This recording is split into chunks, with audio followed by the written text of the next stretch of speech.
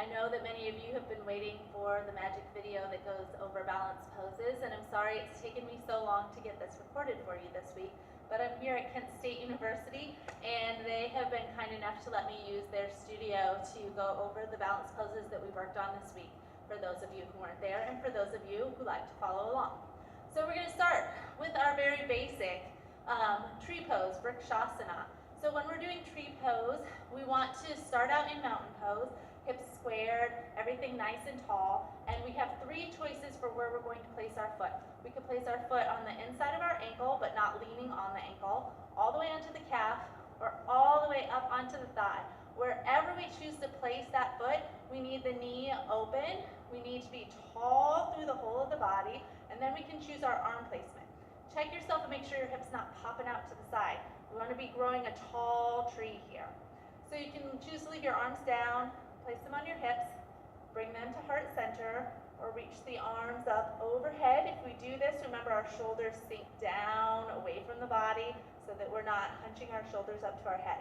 We can also add more of a balance challenge here by looking up to the sky, or you can close your eyes, or we can pretend that we're a tree swaying in the wind, having lots of fun with tree pose.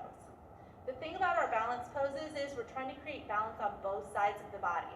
So however I practice balance tree on one side, I need to do it the exact same way for the same number of breaths on the other side of the body.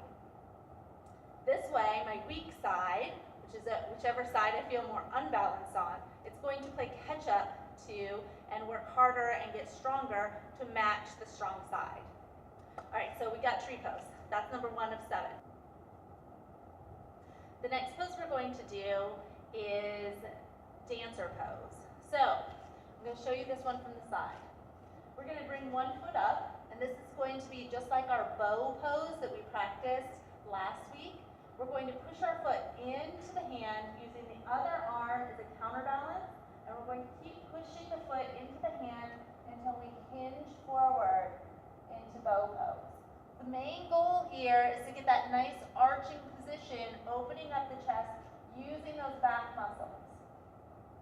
When we're ready, we're going to release and bring it back down. So again, foot into the hand, arm as a counterbalance.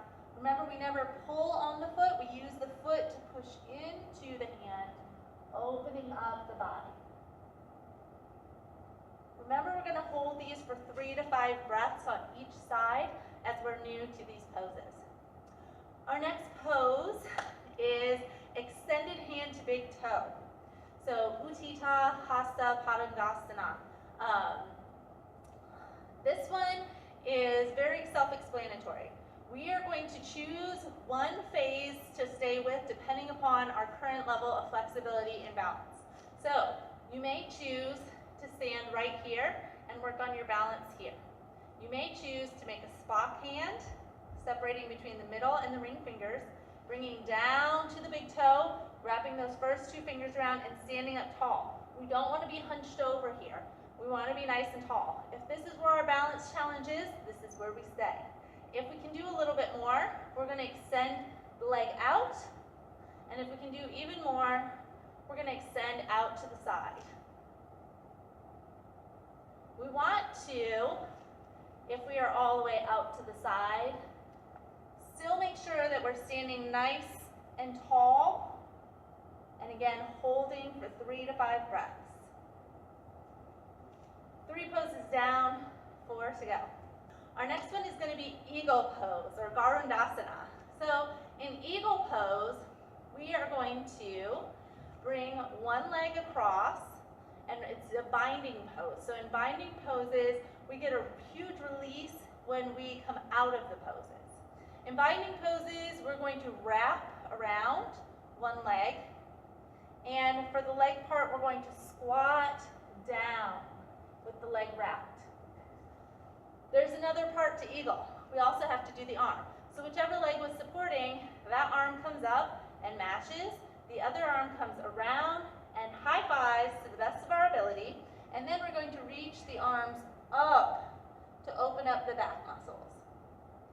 So, switching sides. I'm going to put my weight on this leg, so this arm comes up. We're going to wrap everything together, and then I'm going to squat down as I reach up into eagle pose.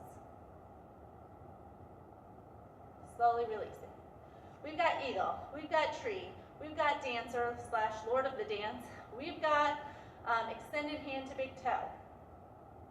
Our next balance pose is one of my favorite, half moon balance pose. So half moon balance pose is best practiced against a wall at first or with a block in your hand. You can choose to go with the block and tip over and down.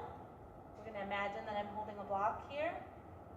And we want to open the whole body, get the head and the leg level with each other. And if my hand was on the block here, I'd be supporting myself on the block. If I wanted to, I could do it against the wall. I'm going to run over there and show you against the wall. Against the wall, this allows me to open my body even better for support. Or, as I was showing you a few minutes ago, you can do it without the block. Warrior 3, Virabhadrasana try. When we do Warrior 3 pose, we can enter it either from a top-down or a bottom-up position. This one, again, you can use your block for.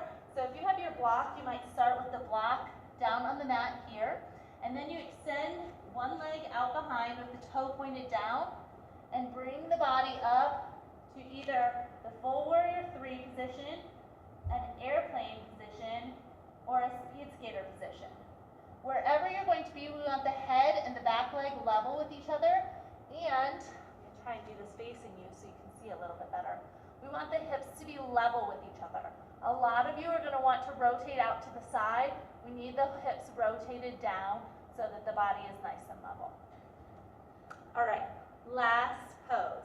This is our arm balance pose, and you need to be very careful when you're entering and exiting this pose. It's also known as crow or crane pose. If I had a block, I could put my feet on the block and perch up on it to give myself a little height here. When I go into crane or crow pose, I want to make sure that I'm pressing up through the body. I don't want my hips super high in the air when I'm doing this pose.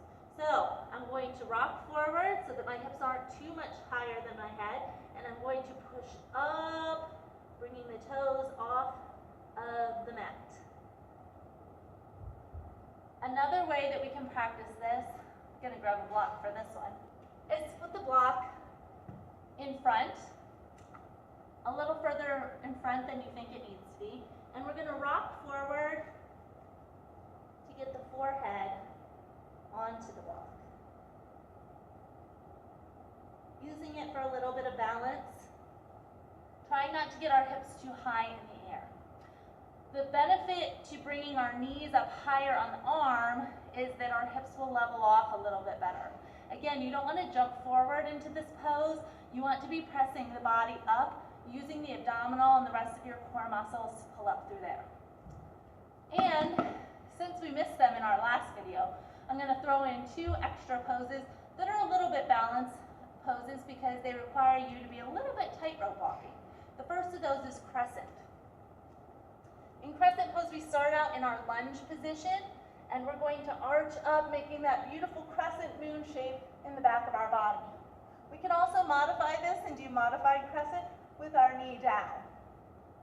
And then the last pose that we covered in our second strength class was the pyramid pose.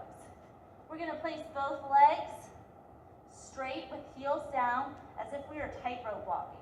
We're going to hinge at the hip, trying to lay the chest down towards that front thigh, making a nice long pyramid with the body. If we can't reach the ground, we can use a block in order to help us. But again, we want to get that tightrope walking look, hinging straight down, legs long. The closer together the legs are, the easier it is to keep that back foot flat. The further apart, the deeper you can go. Look forward to seeing you all on Monday. Hope you have a great weekend and practice your balance poses. Namaste.